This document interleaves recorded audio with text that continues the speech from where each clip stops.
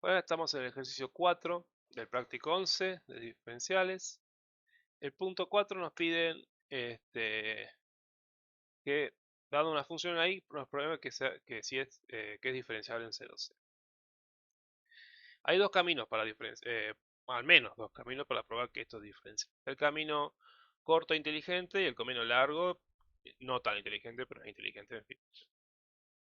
Vamos a empezar por el camino largo. Vamos a probarlo por el camino largo y después vamos a probar por el camino corto. Entonces, ¿cómo es una forma que podemos probar de que esta función es diferencial en 0, 0? Y la forma que lo podemos hacer es usando la definición, usando esta definición y usando este teorema.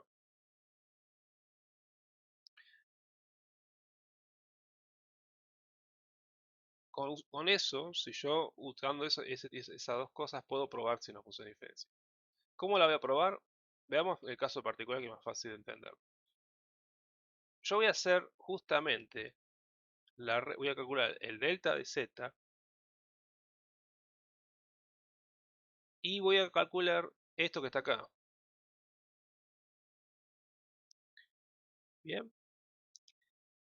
Y lo que voy a encontrar es los valores de epsilon 1, epsilon 2 y luego tenderlos tender a delta de y a 0, 0. Y si estos dos se hacen 0, entonces la función diferencial. Bien. Entonces vamos a hacer uso de esto que está acá, sobre todo esta segunda línea, esta parte. Y para encontrar los valores de A1 y A2 vamos a usar el teorema que está acá. De una forma muy similar, que está este ejemplo de la página 3. Bien, es muy parecido. Vamos a hacer muy parecido a este desarrollo. Entonces, lo que vamos a hacer, dijimos, es que delta de z, 0 llamemos, que se calcula como f de 0 más un delta de x, 0 más un delta de y, menos f de 0, 0. Vamos a calcular primero eso, ¿bien? Entonces reemplacemos, nos va a quedar 0 más delta de x al cuadrado, más 0 más delta de y al cuadrado, menos 0 al cuadrado, más 0 al cuadrado. Bien, reemplazamos simplemente cada variable en nuestra función. Entonces esto nos va a quedar delta de x al cuadrado más delta de y al cuadrado.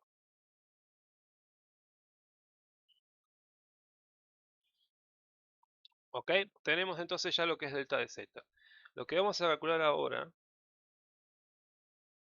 es, como dice la definición, delta de z 0 es, es la definición más el teorema, la f de x en p0 por delta de x más la f de y en p0 por delta de y más epsilon 1 delta de x más epsilon 2 delta de y. Entonces calculamos eso y nos va a quedar. Calculamos la f de x acá. Nos queda 2x. La f de y nos queda 2y. Este es el punto P0. Entonces f de x es 0, 0. 2 por 0 es 0. F de y 0, 0 es 0. Entonces nos va a quedar 0 por delta de x más 0 por delta de y más epsilon 1 por delta de x más epsilon 2 por delta de y. Entonces nuestra delta de z0, usando la definición es que esto es epsilon 1 delta de x más epsilon 2 delta de y. Entonces, este de acá y este de acá son iguales porque estamos calculando exactamente lo mismo. Entonces igualamos. Igualamos 1 con 2. Igualamos 1 con 2. Nos va a quedar que, esto separamos con color, delta de z 0 es igual a delta de z 0. Bien, es la misma diferencia. Entonces tenemos que delta de x al cuadrado más delta de y al cuadrado tiene que ser igual a epsilon 1 por delta de x más epsilon 2 por delta de y. Bien, entonces fíjense, tengo que encontrar los valores de epsilon 1 y epsilon 2. Entonces lo que voy a hacer acá es reescribir delta de x como delta de x por delta de x más delta de y por delta de y. Entonces nos va a quedar acá que epsilon 1 delta de x más epsilon 2 por delta de y. Para que estos dos sean iguales, esta igualdad se cumpla, me tiene que pasar que epsilon 1 tiene que ser igual a delta de x y epsilon 2 es igual a delta de y. Entonces ya con eso tenemos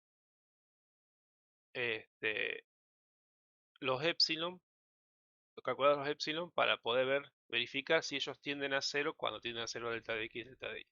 Entonces ya encontré lo que me pedía. Entonces ya lo encontramos de acá.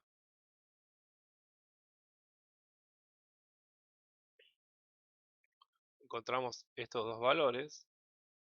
Entonces ahora tenemos que ver si tienden a 0 cuando estos tienden a 0. Entonces tenemos que calcular esos límites.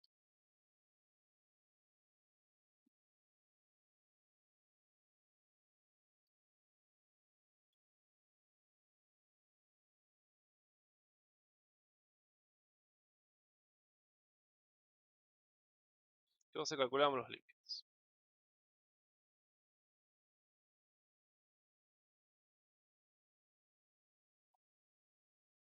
Calculamos primero el límite cuando el par delta de x delta de y tienden a 0, 0 de epsilon 1, es decir, el límite cuando delta de x delta de y tiende a 0, 0 de delta de x. Esto es sustitución directa porque no tengo ninguna determinación. Si delta de x tiende a 0, en la expresión delta de x tiende a 0. No me importa qué pasa con delta de y. De similar forma,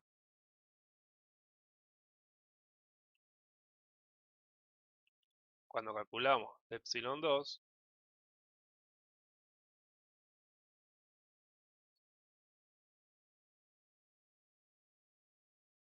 también el delta de y cuando tiende a delta de x, el par delta de x y delta de y tienden a 0, tiende a 0. Entonces, como ocurre que epsilon 1 y epsilon 2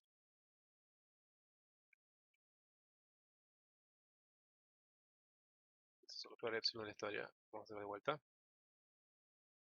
Epsilon 1, epsilon 2 tienden a 0 para que cuando el par delta de x y delta de y tienden a 0, 0,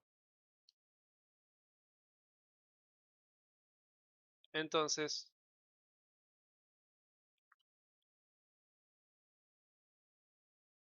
el incremento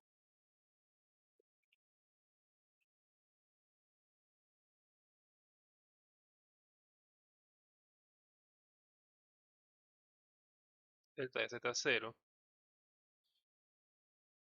puede expresarse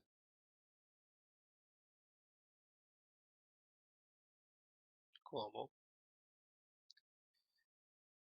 delta de z0 como f de x 0, 0 delta de x más f de y 0, 0 delta de y más epsilon 1 delta de x más epsilon 2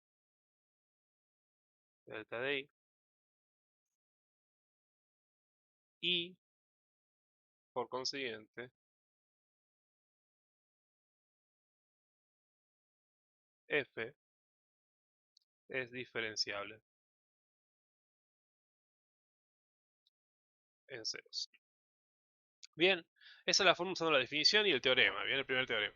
Pero hay una forma mucho más corta y mucho más rápida de hacer esto. Esta es una forma, un camino válido, totalmente válido, que es básicamente probando que haciendo la resta entre los dos valores y haciendo lo que pide la definición y además encontrando que estos dos valores tienden a cero cuando delta de x y delta y tienden a 0, 0, la función es diferenciable en 0, 0. El otro camino es más sencillo. No hay que hacer ni un cálculo. ¿Qué tenemos acá?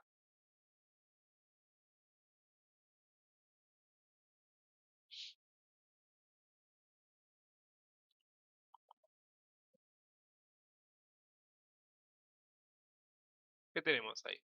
Tenemos un polinomio, ¿bien? Una particularidad que tenían los polinomios es que son continuos en todo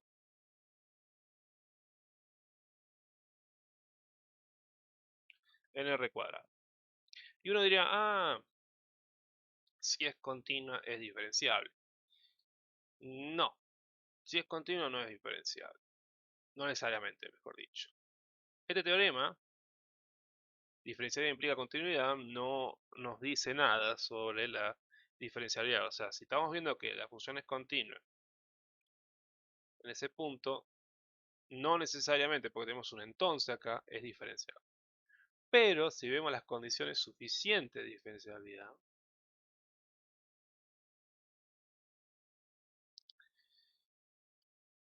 o sea, claramente o sea, la continuidad de la función no nos alcanza para que sea diferenciable. Hay más condiciones. No, me fui muy lejos. Sí, fue muy lejos. Ahí está. Vemos el teorema en el apartado 2.2, la condición suficiente, o sea, con qué alcanza para que la función sea diferenciable. Si nuestra función y existen sus derivadas parciales con respecto a todas sus variables y además son continuas en torno al punto, entonces sí es diferencial en PC. Entonces fíjense en que al ser un polinomio, obviamente que existe f de x y f de y, es más lo calculamos, f de x era 2x y f de y era 2y, existen las dos derivadas parciales y además como siguen siendo polinomios, también son continuas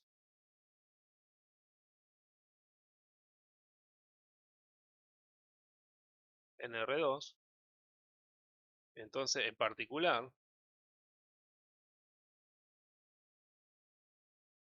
continua en 0, 0, porque es parte del dominio, ¿bien?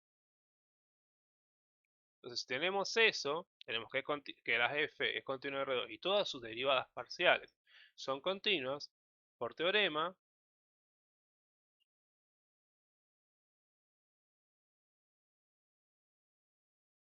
entonces f es diferenciable en 0, 0. Bien, entonces este procedimiento es mucho más cortito porque directamente uso un teorema que tenemos que las condiciones suficientes. Bien, es importante que entiendan eso. No alcanza con que sea continua la función en el entorno del punto para que sea diferenciable.